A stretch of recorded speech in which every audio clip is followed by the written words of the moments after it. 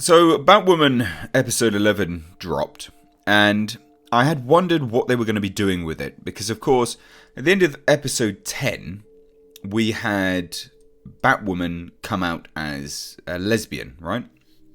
And I thought to myself, right, what are they going to do with this? Where are they possibly going to go? We'd already had an interview with the showrunner and the writer on the show, detailing exactly why they were going down the route of basically approaching the lesbian angle. And I thought to myself, when I saw that interview, because I did a video on it, I've done a few in fact, how are they going to approach this now? Where are they going to go with it? Because in that interview, we'd already seen that they were going from the angle of the level of society acceptance, you know, when the showrunner was growing up. And that's where this show fails, because the level of acceptance for LGBTQ is super, super high. In fact, it couldn't be any higher. People come out and people just don't care. It's at its all-time highest. Case in point, a lesbian is the lead of the show Batwoman, and there's a show about a lesbian superhero. That's pretty accepting, if you ask me. And it was very strange because even in the last episode, there were words to the effect of, "Don't tell me it's going to get better.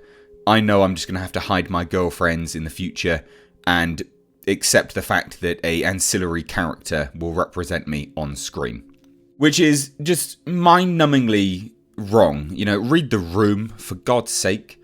You know, you're saying that in a show where the lead actress is a lesbian or bisexual, whatever. I don't know Ruby Rose's sexuality, but she's definitely, at the very least, a lesbian. And yeah, so you can't really say that because she's portraying a lesbian superhero. Now, episode 11 comes out, and they go full tilt, absolute baffling ignorance. And again, it comes down to the showrunner being of the persuasion that the world is the same as what it was when she grew up. And the same as Ruby Rose, apparently. So we come into the fray. Obviously, Alice has been taken. And this sets up the narrative of Mouse going and kidnapping the commissioner's son, as well as the mayor's son, I believe. And, oh God, they won't turn on the bat signal because it's now too political. And they're literally, yeah, I know, I said it. That's quite literally what happens. They won't turn on the bat signal because it's too political to call out Batwoman to help them. I mean, for God's sake, guys, they even have to get a character in the show to say that it's because she's a lesbian. Because they would say, well, you know, we don't want to get too political, so we're not going to do it. And you might, because of the world we live in now, you might look at that phrase or that turn of phrase, that sentence, and just go, oh, well, it's because, you know, it's the commissioner's son and it's the mayor's son. So really, what we need to do is get the police department involved. Because if we get Batwoman, then, you know, that is a little bit too political, and really we should be seen to be defending our own. You might be mistaken for thinking that. Ladies and gents, you might be mistaken, and you'd be right, because that's not the case. That would be a mistake, because a character, a journalist, literally a woman, might I add, shoves a microphone in the commissioner's face and says, "Is it because she's a lesbian?" And you're like, well, that hadn't even occurred to me, because we live in this accepting world. So when someone says it's too political, you don't instantly think, it's because she's a lesbian. That's fine, you know, whatever. That didn't even cross my mind. Oh, God. So they go, oh, God, this show. So they go full tilt. They go full tilt, and really, basically, they won't call Batwoman because she's come out as a lesbian. And obviously we've got Beth now from the other world, the Infinite Earths crossover event. And this is what confuses me. These people are definitely not people, are they? In this world, if you'd experienced the Infinite Earths crossover and you see a character that looks identical to your sister, your long lost sister, but she doesn't profess to know what your deal is, you would instantly go, shit, definitely, it's definitely from that weird event that happened where I saw multiple different people and they were all telling me about different planets and Earths and universes. Absolutely, it's definitely that. The pennies dropped. You wouldn't instantly go, oh my god, what is it? Oh god, I have no idea. It's just, come on, like, for God's sake, these are not people, and you know that the show's real bad writing, because ultimately, if you'd gone through that would be your normal response. That would be the given response of an individual who had experienced an Infinite Earths crossover. You just sit there and go, I know exactly what it is. That's it. Must be something to do with that weird event that I went through. God damn. Let's go grab her and try and sort this out. You just wouldn't. Like, for God's sake. So anyway, Bitch Mams goes and kind of gets some... basically goes along and because of these people that have been kidnapped, she needs to go and save the day. So she suits up on her motorbike and starts to ride off into the night.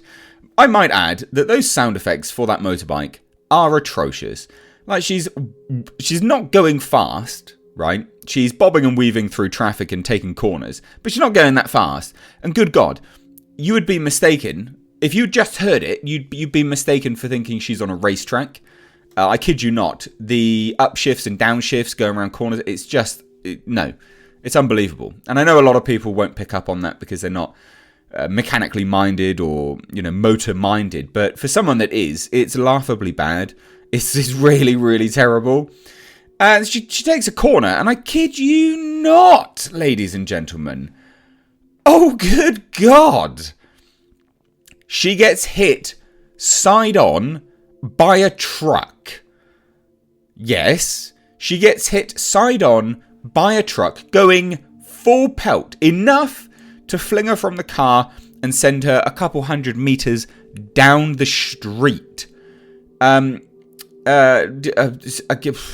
hate to break it to you, ladies and gents, or to the showrunners of this show. She would snap her neck. She's only wearing leathers, and these aren't motorbike leathers, they're just normal, like a normal leather jacket. That would rip open. You'd probably have half of your skin ripped off your arms. Your pelvis would be shattered because the truck hit you side on. It would have hit your leg, and yeah, you'd be dead, or at the very least crippled. In severe need of medical attention. But no. All that happened was she broke her helmet. Show's painful. And then from then on, she gets captured. Obviously, that's what happened. It was Mouse that captured her. And Kate Kane is then strung up with the other people in a car. And nothing much really else happens there. It's all about coming out. That's the undertones of this whole episode. It's all about coming out, but I just can't help but think to myself, like, you keep slamming this narrative of no one's accepting of lesbians now, and no one accepts this, and you got to hide yourself. And it's like, for God's sake, guys, like, yes, you might have grown up with that to some degree, but even then, I doubt you did, because you come from Western world, and the Western world has always been somewhat accepting of these kind of things. Especially when these people were growing up, you're only talking about 20 years ago. It's not that old. They're not that old. The level of acceptance was still pretty high, and they just keep pushing this narrative forward that the world is a terrible place and we don't accept anything. And it's like, but we do. You wonder why your ratings are going downhill. You wonder why your ratings go down, and it's because people don't want to listen to this trash anymore. The show's bad on many levels anyway. Like, it's not a good show. It is full of just baffling moments, like the ones I've just mentioned. So anyway, nothing much really happens. Like, Beth from the other Earth dresses up as Alice, and there's a big revelation that she's from another planet, and you just go, yeah, you would have known that, idiot. And Kate Kane saves her, and it's supposed to be played up as this big thing of like, oh, I should have saved you, but now I'm saving you, and I'm making things right. And it's their birthday, and they make a wish at the end, and then Beth experiences some ear-searing pain, presumably tied to the Infinite Earths issue. She's going to have to be sent back into her planet Earth, I'm sure. That'll be it, basically, and then it'll be a heart-wrenching thing. I could bet you anything this will be the next episode. This heart-wrenching situation of I've got to say goodbye, but, I'm so happy that I got to see you and be friends with you and get what I wanted and blah, blah, blah. That's going to be the next episode. Hot prediction right here. It's a terrible show. It's a terrible show written by people that don't understand how normal people communicate, who live in a very bizarre world of ever wanting to be oppressed and not accepted whilst being accepted, but telling everyone that they're not. It's bad. It's real bad. So, yeah. Terrible show. Love to hear your thoughts. Let me know. If you're new here, do hit subscribe. I do these weekly. I was going to do it yesterday, but time got away from me with all the content I was making anyway. But yeah, let me know down below. Normally do these on camera, just trying something different. So again, let me know your thoughts on that. Anyway, guys, I've been Mr. H. Take care.